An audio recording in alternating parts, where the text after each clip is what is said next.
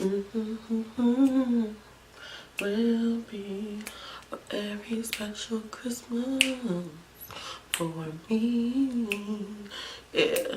Dun, dun, dun, dun, dun, dun, dun.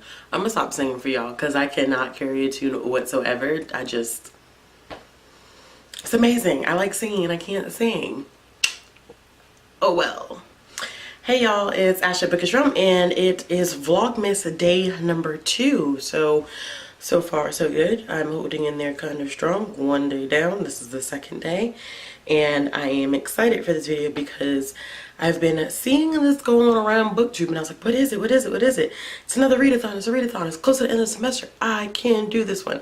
Okay, so essentially there is a readathon that I want to participate in and it is called TisTheSeasonAthon. And it was started by Heather over at Bookables and she has several co-hosts. Amy from A Court of Crowns and Quills, Chelsea from Chelsea Darling Reads, Kristen from Super Space Chick, and Trina from Between Chapters. So this is a holiday-based readathon. It takes place from December 3rd to December 9th, and there are 5 different challenges and an extra / bonus challenge if you feel so inclined to join in. It's a group read. I won't have access to the book, so I'm not worried about that one.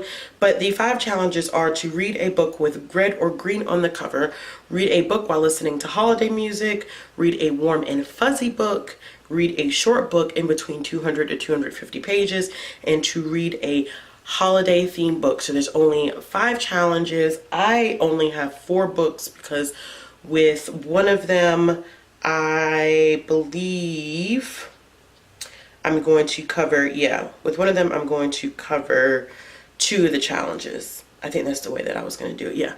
So one of the books that I'm going to read is going to cover 2 of the challenges. So with 5 challenges, that's only 4 books for me to read. So I am going to go ahead and talk about the books that I'll be reading. So the first book that I have here is a book that I actually am already reading, so I don't know if this is like cheating or not, but it's Beautiful Disaster by Jamie McGuire. I have actually already read this book before. It's new adult. I think it's extremely problematic, but I have it on my shelf and I wanted to reread it because I read it probably about 3 or 4 years ago, and I know that it's problematic because of the relationship dynamic between the 2 main characters, but I wanted to go through and kind of do my I guess a reread. So for this one I'll be listening to holiday music as I read this one, which should be kind of interesting because it does have some darker elements. As you can see, I've already started the process of tapping it. There's a lot of orange in there because orange stands for aspects of this book that I find problematic. So this will be really interesting. And I really wanted to do a reread of this one as well because I have the second book that is kind of like this spin-off series, which I heard is a lot better than these. So I was like, before I even get to that, I definitely want to just go ahead and do a reread, even though it's a problematic book and I'm probably not going to rate it that high. The next book that I'll be reading fulfills the challenge of reading a book in between 200 to 250 pages, and I've had this book on my shelf for a while. This is actually an arc of this book, even though this book has been published already, like 2 years ago published, and it's Anna and the Swallow Man by Gabrielle Savit. I hope I'm saying that right. I really, really hope I'm saying that right. But this takes place in 1939 in Krakow and in Poland, and it's about a girl named Anna who unfortunately gets separated from her father because he's considered an intellect, and then she pairs up with this guy called the Swallow Man, and then together they kind of go on their own adventure trying to get away from the Nazis. And what I think is interesting about this book, or what seems to be interesting about this book, based on the description, is the fact that she really can't trust anybody, including the Swallow Man. So I'm really interested in reading this. I have not seen this a lot on BookTube. I haven't seen a lot of people talk about it, and I haven't read a historical fiction in a long time, and it's clearly taking place during the winter. So I thought that this would be a good fit for the readathon. Not warm and cozy, definitely a difficult topic, but definitely takes place during winter.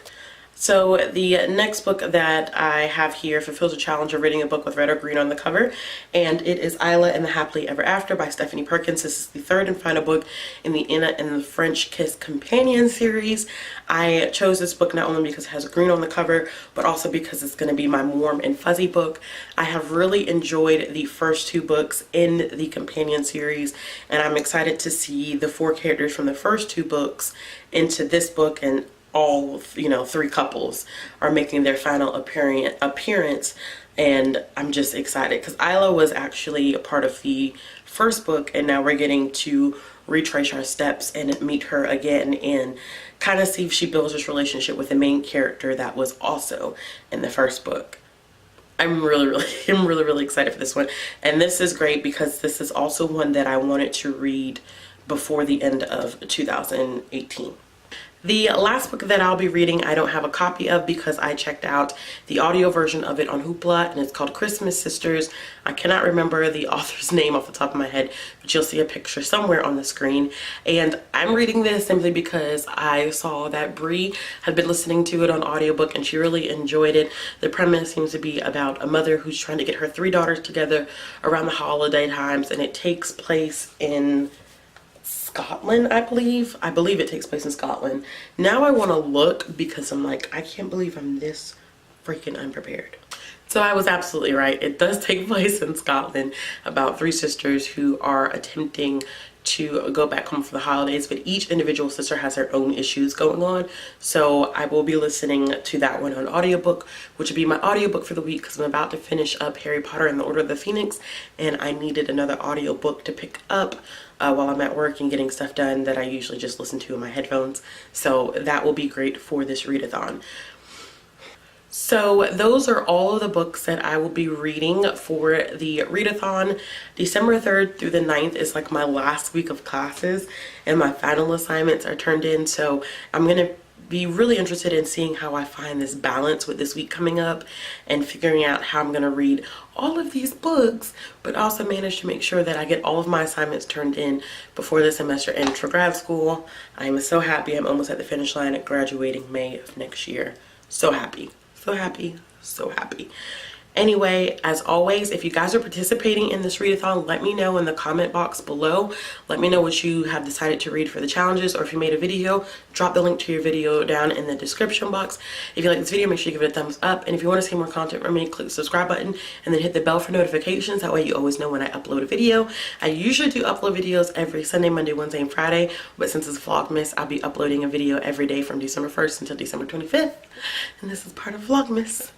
Alright y'all, I hope you have a wonderful night. Bye.